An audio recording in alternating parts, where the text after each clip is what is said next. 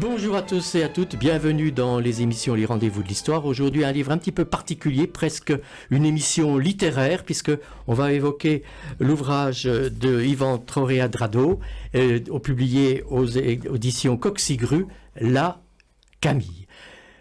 Yvan, bonjour. Bonjour. Je rappelle que vous êtes byzantin, mais que vous vivez en Chine depuis un certain nombre d'années et que cet ouvrage, La Camille, est votre premier roman. Comment, quand on écrit, on fait à écrire un roman de cette qualité-là, parce que c'est un roman qui m'a beaucoup plu, en quelque sorte, qui nous surprend, qui nous étonne, de cette jeune fille, La Camille. Ça se passe en 1880, je crois, et c'est une écriture qui vous est venue de quelle façon, Yvan ? Alors, c'est une écriture... C'est votre premier roman, c'est le premier roman. Alors, j'ai toujours écrit mon premier vrai roman, celui qui m'a procuré tellement de satisfaction. Je crois que je l'ai écrit quand j'avais 8 ans. Ah oui. Donc, c'est pas tout à fait mon premier roman, mais c'est le premier roman qui est édité. Oui. Et c'est la première fois que j'accepte, effectivement, pour diverses raisons, de transmettre mon manuscrit et puis qu'on m'a proposé donc de l'éditer. Voilà. Ah. Je pense que le moment était venu. Le moment était venu. Vous avez trouvé un éditeur assez facilement ? Oui. Là encore, j'ai été un petit peu surpris parce que je n'avais pas l'habitude de ce genre d'exercice, non pas de l'écriture, mais de proposer mes manuscrits, et j'ai reçu plusieurs propositions assez rapidement. J'ai eu donc ce luxe, parce que j'ai cru comprendre qu'il était quand même pas si évident d'être édité pour un auteur. J'ai eu ce luxe d'avoir le choix entre les éditeurs. Je les ai rencontrés, j'ai pris ma décision, et puis je le regrette toujours pas.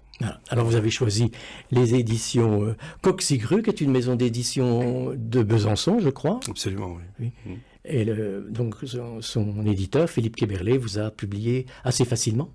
Oui, bien sûr. Oui, tout à fait. Alors on va évoquer cet ouvrage, La Camille. D'abord, nous sommes à la fin de la deuxième partie du 19e siècle, dans une région bien connue des Doubistes et des Franc-Comtois, puisque c'est dans la haute vallée de la Loue, du côté d'entre Montjesois et Ornans. Pourquoi avoir situé l'action de votre roman, Yvan, dans cette région du Doubs ? Vous la connaissiez dans votre enfance ? Alors, je suis originaire de Besançon, d'abord. La vallée de la Loue, je l'ai fréquentée depuis mon enfance, à diverses occasions. J'y ai vécu même. Au début des années 2000, j'y ai vécu presque une dizaine d'années. Et je crois que c'est à cette époque que l'idée de ce roman est née, d'un certain nombre d'événements, d'ailleurs, de situations que j'ai connu. La vallée de la Loue est tellement riche et à différentes saisons qu'elle procure aussi toutes les bonnes excuses pour l'écrire. Oui. Alors, c'est une histoire un petit peu quand même particulière, on va l'évoquer dans cette émission. D'abord, la Camille, elle est fille avec deux autres frères, Jean et Antoine. Son père, c'est Georges, sa mère, c'est Henriette, sa grand-mère, c'est Jeanne, et son père, qui était instituteur, professeur des écoles, on dirait aujourd'hui. Donc, c'est recyclé en quelque sorte dans le vignoble de la haute vallée de la Loue. Oui. Et toute cette famille vit de ce travail de vigneron, en quelque sorte, parce que non seulement ils sont vignerons, mais ils sont négociants aussi en vin, non ? Absolument. Alors, ils font les deux. Ils sont surtout vignerons. Et dans la période que j'ai décrite, donc, dans le roman, Georges, qui est le père de famille, qui est vigneron, a agrandi sa surface de cep, de vigne.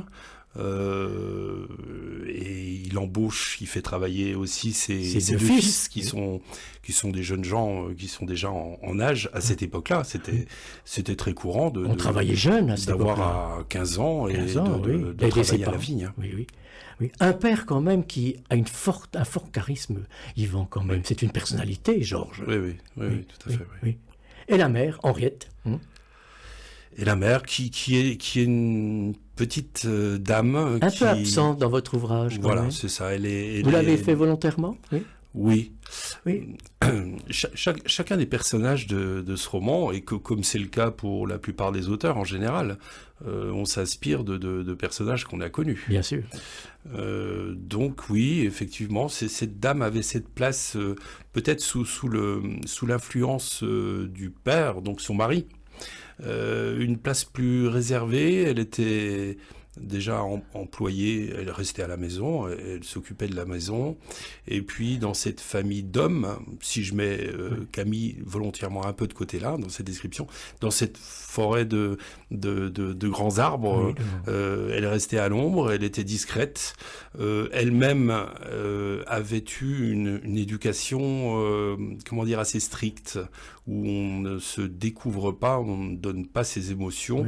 On est réservé dans ses sentiments. Oui, c'est ça, oui. C'était cette période aussi, de cette façon qu'on élevait les enfants. Je pense que dans la famille Goriot originaire, il y avait quand même beaucoup d'affection. Une expression qui tenait justement au fait que le père était instituteur, il avait les mots pour parler, pour analyser, pour comprendre et pour éduquer. Donc, il y a cette dimension fin 19e siècle où on garde pour soi ses émotions, mais parallèlement, il y a aussi la volonté d'être riche intellectuellement. Tout à fait, oui. Et d'user des mots qui conviennent, voilà. Oui. Alors, il est vrai que la Camille est un personnage central de votre ouvrage, mais pas uniquement, puisqu'il y a le père aussi. Mais cette fille, elle nous surprend pour quelle raison? Yvan, dites-nous pourquoi. En quelque sorte, parce que disons que comme elle a des souvenirs de mort, en quelque sorte, non? Elle vit avec des souvenirs, c'est cela? Alors, elle vit pas vraiment avec des souvenirs. C'est pas vraiment des souvenirs. Donc, Camille, elle a le 3e enfant elle a 18 ans. De Georges. Elle est mineure. Elle est mineure, elle a 18 ans. Alors, à 18 ans, effectivement, elle a cette expérience un peu étrange, d'ailleurs, qu'elle ne cherchait pas du tout. Cette expérience un peu étrange d'entendre des voix et qu'elle comprend finalement ne pas être que des mirages ou une maladie, mais elle se met à entendre certaines fois des gens qui sont défunts, voilà, des morts. Et elle est assez déroutée, elle ne comprend d'ailleurs, elle comprend pas la raison, pourquoi à ce moment-là, et puis quoi en faire. Oui, c'est ça, Voilà. On est dans la parapsychologie quand même, d'une certaine manière. On est un peu dans la parapsychologie, absolument. Alors il y a eu quand même des événements particulièrement troublants qui vont surgir dans ces livres, Yvan, en particulier un homme qu'elle va rencontrer, au bord de la rivière, au bord de la Loue, parce que la rivière a un rôle aussi important dans votre ouvrage. Tout à fait. La rivière, c'est l'artère de la vie, de cette vallée. Sans la rivière, il n'y aurait rien, certainement, dans cette vallée. Donc, évidemment, tout se passe en amont ou en aval ou dans la rivière même. Dans la rivière, oui. Oui, tout à fait. Donc, elle fait cette première rencontre sans le vouloir, une fois de plus, puisqu'elle est toujours un peu victime. Elle ne cherche rien et tout lui arrive. Mais bon, elle rencontre cet homme un peu étrange qui est posté là, debout devant la rivière, qui ne semble pas ni attendre quoi que ce soit. Elle ne comprend pas qui il est, elle ne le reconnaît pas. Elle l'appelle, il ne répond pas. Et puis cet homme a juste tourné la tête, l'a regardé, et puis avec un visage assez grave, certainement le visage de la peur ou de l'angoisse, il lui dit « Mon chien, il faut sauver mon chien ». Voilà. C'est tout. C'est tout. Et cet homme disparaît. Elle l'appelle, et il a disparu. Elle le cherche, elle a juste le temps de poser ses paniers d'œufs qu'elle emmène à l'auberge. Et elle s'apprête à reprendre contact avec cet homme-là, mais cet homme n'est plus là. Il n'est plus là. Mon chien. Alors voilà, Camille ne sait pas bien qui il est et pourquoi elle et quel chien. Voilà. Est-ce qu'elle va parler de cet événement à sa famille? Alors non, elle va garder tout ça pour elle. On en parlait au début de l'interview, mais... Puis là, on est un peu dans l'irrationnel. Donc, tout à fait. Son père ne l'entendrait pas, ou il lui conseillerait peut-être de voir un médecin. Bien sûr, ou peut-être même qu'il l'accuserait de dire ou de raconter n'importe quoi. Des hallucinations. C'est ça. Donc, dans le doute et sans comprendre, elle garde ça pour elle, bien sûr. Oui. Alors il y a un personnage aussi qui va écouter Camille. Il faut d'ailleurs dire au moment de ce début des émissions, Yvan, c'est qu'elle a un handicap physique quand même, notre Camille. Alors, elle a eu. Elle a eu. Oui. Et donc, bébé, enfin, au bout d'un an ou deux, effectivement, ses parents, enfin son entourage, se sont rendus compte qu'elle avait des pieds qui étaient comparables en taille à ceux de son frère, de son aîné de 3 ans. Oui. Donc, une dysmorphie comme ça, qui est présente. Je dis elle a eu parce que si ses pieds, évidemment, au tout début de sa vie, étaient légèrement plus grands pour son âge, une fois adolescente, tout était absolument normal chez elle. Oui. Mais pour une raison qui lui appartient, c'est Camille, ça l'a vraiment marqué. Et d'ailleurs, elle cache cet handicap d'une certaine manière. Alors, cet handicap n'existe plus que dans sa tête. Exactement. Oui. Parce que ses pieds sont tout à fait normaux, mais à aucun moment et d'aucune façon, il était possible de lui dire mais maintenant, tout est normal chez toi. Oui. Tout est normal. Pour elle, ça ne l'était pas. Et c'est resté comme ça son problème jusqu'à ses 18 ans. Et après, ça s'est un petit peu estompé. Alors, il y a eu cet épisode avec sa grand-mère qui a trouvé, parce que sa grand-mère était une femme psychologue et intelligente. Et puis, elle a réussi effectivement à convaincre Camille que finalement, ses pieds maintenant étaient tout à fait normaux. Normaux. Oui. Jeanne qui a eu beaucoup d'influence sur elle quand même. Parce bien sûr. C'est une grand-mère qui est attachante, qui est aussi, je dirais, pratique pas centrale, puisque c'est Georges le père et puis Camille, mais elle a un rôle aussi que vous lui donnez dans cet ouvrage. Oui, tout à fait. Elle a presque un rôle de mère, c'est ce que j'explique dans le roman, c'est que Camille se confesse beaucoup plus facilement auprès de sa grand-mère que de sa mère. Sa mère, oui. Voilà, c'est sa grand-mère. Elle est sa confidente d'une certaine manière. Et aussi sa confidente, tout à fait. Oui. Ouais. Alors, il y a des événements qu'on va évoquer quand même, parce qu'il y en a un qui est particulièrement troublant, c'est quand elle va travailler dans la vigne, on dit qu'on taille la vigne d'une certaine façon. Bien sûr. Et là, il va y avoir un événement particulièrement troublant d'un enfant qui elle va en quelque sorte aller dans une espèce de grotte, non, pour se. Alors, elle va pas dans une espèce de grotte. C'est pas une grotte, c'est une. Et là, dans ces moments où elle entend, où elle voit d'ailleurs quelquefois des gens qui ont disparu depuis longtemps, quelquefois. Elle a eu au cours d'une nuit, tout d'abord, ce rêve étrange où elle entendait pleurer un enfant. Oui. Voilà. Et puis elle s'est réveillée en sursaut en disant tiens, j'ai quand même la sensation d'avoir vraiment entendu pleurer un enfant, mais il n'y avait pas du tout de bébé chez eux. Voilà. Oui. Et puis une deuxième fois, quelques jours ou semaines plus tard, elle est en train de travailler sur les pentes, de la vallée d'Allo. Oui. Elle travaille sur les ceps de vigne et puis elle entend à nouveau pleurer un enfant. Alors elle s'étonne quand même que un enfant, un nourrisson, un bébé puisse être si haut placé dans la vallée de l'Allo, donc et qui semble être juste à côté d'elle. Voilà. Donc elle a fait quelques pas et puis au milieu des broussailles, quasiment sous la roche, elle découvre le corps d'un enfant, d'un bébé, d'un nourrisson, mort.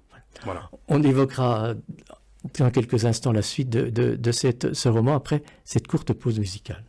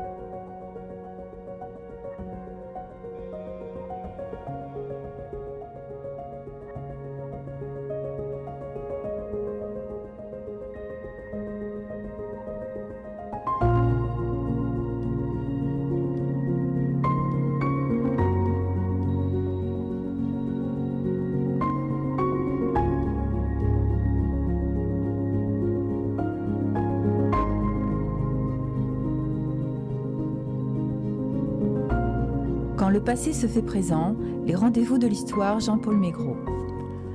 Avec aujourd'hui Yvan Torreadrado qui vient de publier aux éditions Coxigru La Camille. Alors on évoquait le fait que Camille avait vu cet enfant mort. C'était un drame dans cette époque-là, mais souvent il y avait des enfants qui mouraient. Oui, tout à fait. C'est un siècle, le 19e siècle a été un siècle assez difficile. Le Assez 20e difficile a été très difficile aussi. Oui, tout à fait, oui. À cette époque-là, une naissance, une bouche de plus à nourrir pouvait être la mise en danger de toute une famille. Oui. Malheureusement, dans certains cas, la seule solution était de supprimer, alors l'expression exacte à cette infanticide, époque, on l'évoquait pas. L'infanticide n'existait pas, c'était la suppression d'enfants. Et la seule solution, malheureusement, était de supprimer cet enfant. Oui. Et à cette époque, d'ailleurs, j'ai retrouvé des textes de loi où le palais de justice ou le ministère de la Justice plutôt incitait les juges à être plus durs et plus attentifs à ce genre de situation. Parce qu'effectivement, il y avait beaucoup de suppression d'enfants. Ouais. Voilà. Alors Camille va être accusée en quelque sorte de cela, puisque c'est elle qui découvre ce corps. Alors, oui. Absolument. Donc, elle a découvert ce corps, mais elle a fait l'erreur. Alors, elle a eu peur. Enfin, une fois de plus, elle était encore victime de quelque chose qu'elle n'aurait pas dû. Qui l'a dépassé en quelque sorte. Qui l'a dépassé, absolument. Oui. Elle a fait l'erreur de ne pas en parler. Elle a gardé tout ça pour elle, comme elle l'avait fait d'ailleurs pour d'autres choses, estimant que ça ne donnerait rien de très très bon. Elle préférait peut-être oublier un peu ce genre de situation. Mais on l'a vu sortir, quitter cet endroit. Il y avait une autre personne qui travaillait dans les vignes ce jour-là. Elle s'était blessée, donc elle était tachée. Elle avait un peu de sang sur sa robe. Et la personne qui a témoigné un peu plus tard, la voyant quitter l'endroit, a déclaré aux enquêteurs, qui voulaient savoir d'où venait cet enfant. Cette personne a déclaré avoir vu Camille quitter cet endroit, justement, et de façon, affolée. Oui. Voilà. Oui. Donc, ce qui a poussé le juge Montet, qui était en poste depuis assez peu de temps, à avoir de gros soupçons vis-à-vis de Camille, évidemment. Sûr, oui. Puis 18 ans, c'est l'âge à laquelle on veut masquer une grossesse. Oui, tout à fait. Oui. C'est l'âge où on n'a pas envie d'assumer la prise en charge d'un enfant. Oui. Voilà. Alors, on n'évoquera pas tout ce qui se passait, puisqu'elle va être libérée. En fait, elle va être innocentée d'une certaine manière. Oui. On va lui faire un test de virginité. Dans ce mois d'incarcération au palais de justice de Besançon, Yvan, elle va avoir la visite d'une religieuse des Visitandines, ou des Minimes, plus exactement, d'Ornans. Candice, une jeune religieuse. Sœur Candice, que vous rendez assez sympathique dans cet ouvrage. C'est la religieuse vraiment souriante, etc. C'est une jeune femme assez formidable. C'est ce que je vous disais. Elle est très souriante, très positive. Très positive. Voilà, elle a eu envie d'aider Camille, qui, elle, se trouvait quand même dans une situation assez pénible. Alors, il faut dire que, avant de revenir sur la conversion de Camille, elle a été élevée donc, dans ce village de Montjessois, en dehors de toute pratique religieuse. C'est ça. Oui. Son père était maître des écoles, et puis il allait... Disons qu'il avait cet esprit républicain de cette fin de siècle. Un peu anticlérical quand même. Oui, tout à fait. Où il estimait que l'Église n'avait pas à prendre en charge l'éducation, ou l'instruction même plutôt. Et voilà, il était assez contestataire et il n'hésitait pas à le faire savoir. Donc Camille, elle, a toujours écouté son père, et son père lui a toujours conseillé de se préserver des curés, comme il disait. Voilà. Et sœur Candice, là, va discrètement, parce que vous êtes très discret aussi dans cette approche, je dirais, de la conversion de Camille, Yvan. Progressivement, on sent que dans l'esprit de cette jeune fille, il va se passer quelque chose au niveau de sa conversion, de sa foi. Oui, tout à fait. Bon, déjà, Camille, malheureusement, était très seule. Oui. Et je crois que sœur Candice l'a beaucoup aidée, mais d'une façon très affectueuse. Très affectueux, oui. En l'écoutant déjà. Et puis en lui parlant de sa vallée, parce que Camille est très attachée à sa vallée et à sa rivière, comme sa rivière, oui. Et puis il y a eu ce moment un peu particulier où quand sœur Candice comprend que Camille entend parler des morts, elle a elle-même peur, parce que c'est quand même pas non plus... ça arrive pas très souvent, et puis elle est un peu désappointée. Elle est un peu affolée par ça, oui. Oui, tout à fait. C'est quelque chose qu'elle apprécie peu. Oui. Et elle lui rappelle que dans la religion catholique, on ne cherche pas à prendre de contact avec les morts, et que de toute façon ça ne donnera rien de bon. Et puis quand elle l'apprend, elle lui offre un Christ. Un Christ, oui. Une Bible un petit peu après. Un chapelet, je crois. Et puis un chapelet qui va prendre beaucoup d'importance pour Camille. Oui. Absolument. Donc, en quelque sorte, Yvan Torredrado, ça va être un cheminement progressif vers... Oui, tout à fait, oui. Ah ben ça va pas se faire en 3 jours, évidemment. Oui. Mais il y a progressivement aussi le fait que Camille se rend compte que la façon dont son père a décrit les curés, ou en tout cas les gens qui étaient croyants, diffère quand même un peu de ce qu'elle constate elle-même. Oui, voilà. Oui. Et puis finalement, elle se prend de passion pour cette sœur Candice qui est devenue vraiment son amie. Donc elle entend ce que sœur Candice peut lui dire, et elle était restée sourde sur les conseils de son père, à ce que pouvait dire notamment monsieur le curé à l'église de Montjessois. Oui. Voilà. Un père qui la laisse quand même libre d'une certaine manière. Oui, c'est ça qui est intéressant dans votre ouvrage, c'est qu'il n'y a pas d'autorité paternelle exacerbée. Non. Ce sont, je pense qu'il s'agit la famille Goriot, c'est une famille très aimante, c'est ce que je vous disais. Très unie aussi. C'est une famille qui s'est construite sur la foi, puisque sa grand-mère est croyante, très croyante, oui. Mais aussi sur la République. Voilà, oui. On est dans ce siècle, et moi j'ai voulu centrer aussi bien les événements que les personnages, les ancrer dans ce siècle. Et dans ce siècle, effectivement, il y avait des gens qui avaient la foi, et il y avait aussi des gens qui avaient une préférence plutôt pour la République, pour un esprit plus cartésien. Plus cartésien, voilà, plus pas libertaire, mais je dirais plus... Oui, je vois ce que vous voulez dire. Surtout que les gouvernements étaient parfois très anticléricaux, il faut dire, sous la Troisième République. Hein. Donc, ce cheminement va se poursuivre jusqu'à l'épilogue, en quelque sorte, Yvan Torredrado. Hein. Oui, alors on va peut-être pas tout raconter. On va pas tout raconter, mais... on peut s'arrêter à la conversion de Camille. Voilà. Alors, il va y avoir un drame aussi, c'est la mort de son père aussi. Ah oui. Alors, ça, c'est... Alors, Georges... Georges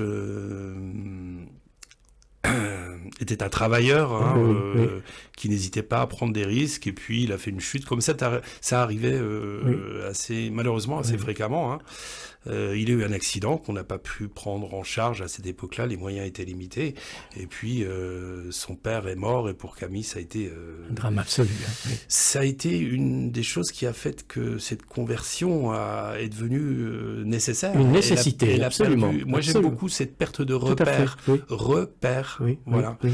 Et voilà, ça l'a conforté dans le fait qu'il fallait qu'elle trouve une nouvelle direction et un nouveau sens dans tous les drames qu'elle vivait, parce que cette année a été quand même assez particulière. Ouais. Alors, ce que vous rendez aussi bien, c'est tout le voisinage, je dirais les rumeurs dans ces villages autrefois.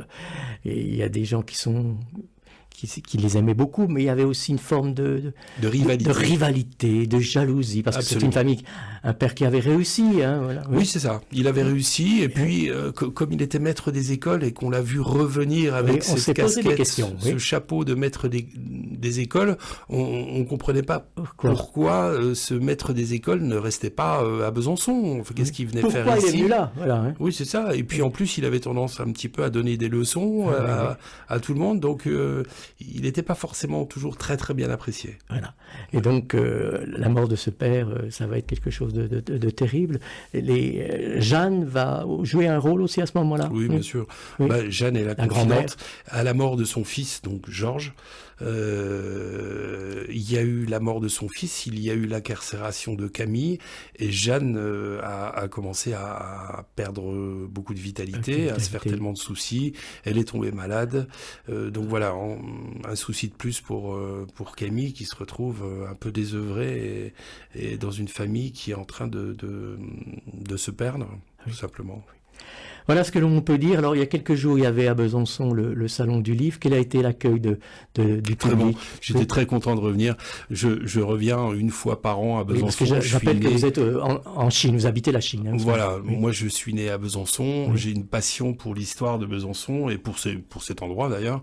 Donc j'étais pas revenu depuis l'année dernière puisque je reviens tous les ans à Noël. Et puis l'accueil était excellent.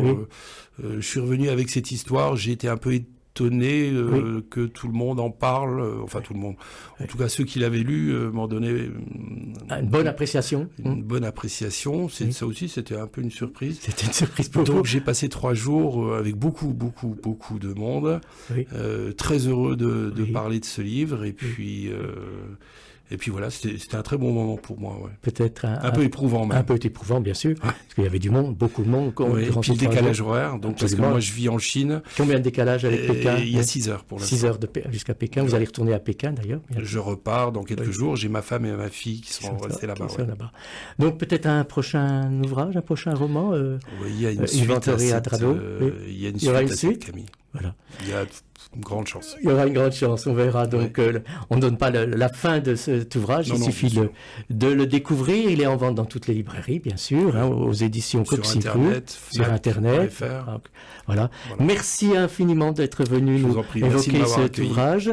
Donc, sous votre plume, Yvan Torrey-Radrado, donc La Camille, et c'est un ouvrage publié aux éditions Coxicru. Merci à vous et bon retour en Chine. Merci beaucoup. Au revoir.